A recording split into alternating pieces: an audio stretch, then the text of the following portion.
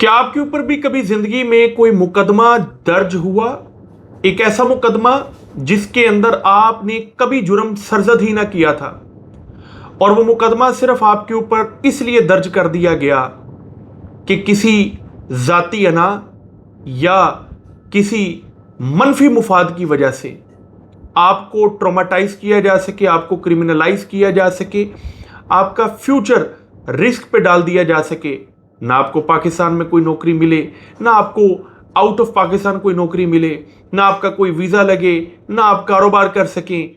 आपकी जिंदगी को स्टिग्माटाइज करने के लिए कोई ऐसा मुकदमा अगर आपके ऊपर दर्ज हुआ है और वो आज भी आपके पुलिस करैक्टर सर्टिफिकेट के ऊपर शो होता है, तो लाहौर हाई कोर्ट की ये जजमेंट इसको गैर कानूनी करार दे चुकी है।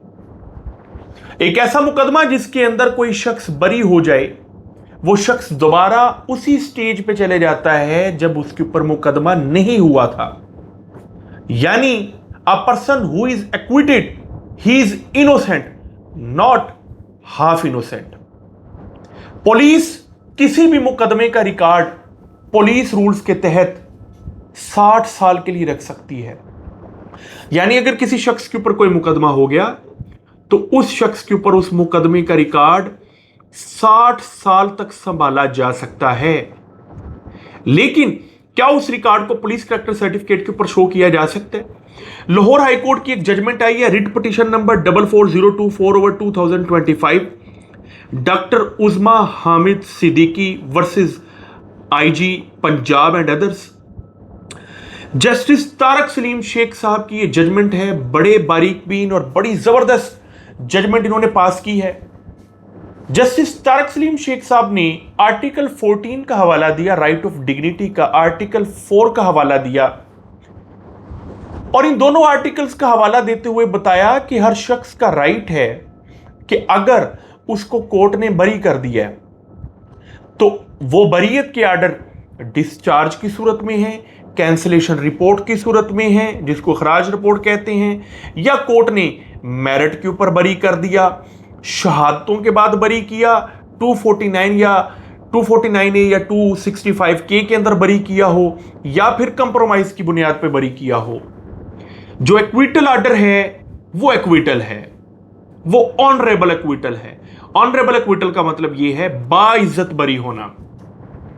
अगर कोई शख्स बाइज्जत बरी हो गया है तो पुलिस आर्डर 2002 और पुलिस रूल्स 1934 कहीं भी पुलिस को यह अलाउ नहीं करते कि वो पुलिस करैक्टर सर्टिफिकेट के ऊपर उन मुकदमात को शो करे।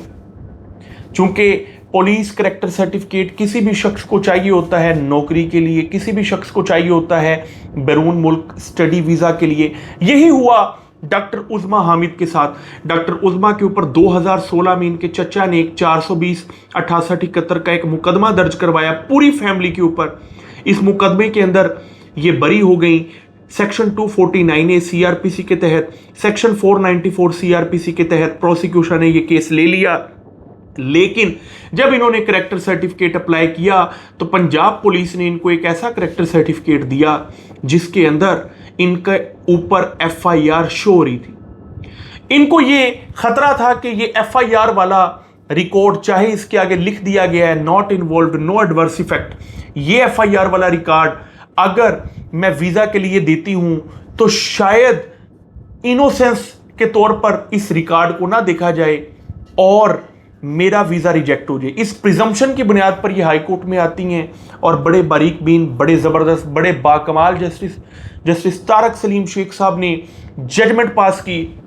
उन्होंने कह दिया कि कोई भी PRC पुलिस रिकॉर्ड सर्टिफिकेट जो कि करैक्टर सर्टिफिकेट के तौर पर इशू किया जाता है उसमें कभी भी एक्विटेड FIRs का जिक्र नहीं होना चाहिए। यानी ऐसी FIRs जिसमें आप डिस्चार्ज हो गए हैं, क्विट हो गए हैं, इन एनी फॉर्म, उनका जिक्र पुलिस करैक्टर सर्टिफिकेट में नहीं होना चाहिए। हाँ, पुलिस अपने इंटरनल रिकॉर्ड्स के अंदर उन FIRs का रिकॉर्ड संभाल सकती है, 60 साल तक संभाल सकती है एज पर रूल्स।